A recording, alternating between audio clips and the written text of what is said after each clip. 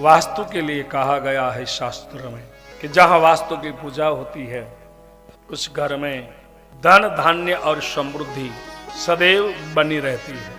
वास्तु का प्रागट्य भगवान शिव और अंधकासुर नाम के असुर से हुआ है। दोनों के प्रश्वेत मध्य भूमि पर गिरे, उनसे वास्तु पुरुष का प्रागट्य हुआ। वास्तु पुरुष का जो प्रागट्य हुआ है भाद्रपद मास शुक्ल तृतीया कृतिका नक्षत्र और शनिवार का दिन व्यतिपात नाम का योग था। उसी समय वास्तु का प्रागट्य हुआ। पुराणों में भिन्न भिन्न कथाएं मिलती है। कहीं मत्स्य पुराण आदि पुराण देखो तो उसमें तो ऐसा लिखा है कि शिव और अंधकासुर का युद्ध हुआ, वास्तु का प्रागट्य हुआ, फिर शिव जी ने अंधकासुर को मार दिया, ऐसी भी कथा मिलती है। मगर विश्वकर्मा पुराण से देखे तो अंधकासुर का वध नहीं हुआ। उसमें लिखा है असुर को मार दिया। शायद सोचे कि अंधकासुर में जो आसुरी वृत्ति थी उसको शिव जी ने मार दिया, आसुरी वृत्ति उसकी मर गई। फिर वो भगवान विश्वकर्मा का श्रेष्ठ सेवक बना। असुर किसे कहते हैं? असुते रमनते इति असुर। असु यानी प्राण। अपने भले के लिए, अपने स्वार्थ के लिए हम किसी का भी बुरा कर देवे, ऐसी जो वृत्तियां हैं वो आसुरी वृत्ति है। और वही वृत्ति मर जाए फिर दिव्यता प्रकट होती है। और उसी दिव्यता के कारण अंधकासुर भगवान विश्वकर्मा का प्रिय सेवक बना। भय वास्तु प्रगट जग उजियारा, चारों युग परताप तुम्हारा। वास्तु की कथाएं कई ग्रंथों में मिलती है।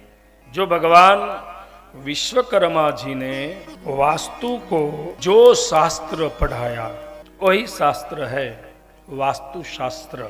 भगवान विश्वकर्मा ने वास्तु को अपना मानस पुत्र बना लिया, अपनी सेवा में रखा, ऐसी कथा है। नित्य दिन भगवान विश्वकर्मा की सेवा करता है। एक दिन ऐसी घटना है, हमारे शास्त्र में दो कथाएं ऐसे मिलती है वास्तु और हनुमान जी की। दोनों बहुत शक्तिशाली थे और दोनों को सांप झेलना पड़ा। हनुमान जी को सांप लगा, ऋषियों ने सांप दे दिया कि तेरा बल तुझे तब ही याद आएगा कि जब कोई तुझे याद दिलाए। तब हनुमान जी को अपना बल याद आया। और दूसरा वास्तु को श्राप लगा था, वो भी बहुत बलशाली था, उसको श्राप लगा था नाग कन्याओं का। विश्वकर्मा पुराण में कथा है कि जो शिव और अंधकासुर के सामने युद्ध में खड़ा हो, ऐसा वास्तु पुरुष भगवान विश्वकर्मा की सेवा में लगा है।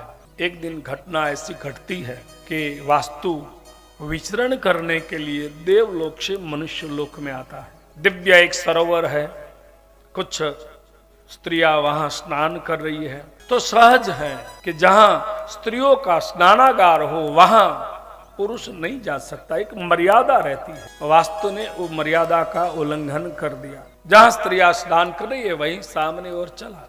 जो स्नान कर रही थी वो स्त्रियां कोई सामान्य नहीं थी, नाग कन्याएं थी कि जिसके ऊपर भगवान विश्वकर्मा की परम कृपा है। भगवान ने ब्रह्मांड का सर्जन किया तब उसको रखे कहां?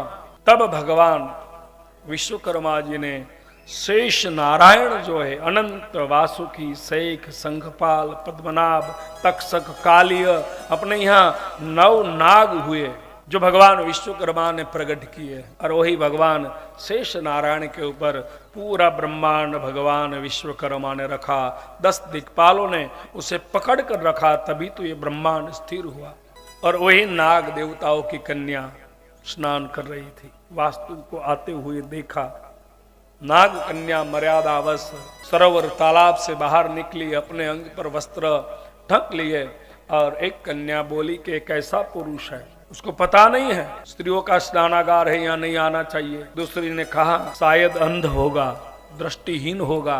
दृष्टिहीन तो था नहीं, दृष्टि तो थी। तीसरी नाग कन्या ने देखा कि वो अंध भी नहीं है, दृष्टिहीन भी नहीं है, अज्ञानी भी नहीं है, अहंकारी है। इसलिए उन्होंने श्राप दे दिया कि तू जो भी है, तूने मर्यादा का उल्लंघन किया है, मैं आपको श्राप देती हूं कि आपने अंधे जैसा व्यवहार किया है, आप अंध हो जाओ। वास्तु अंध हो गया।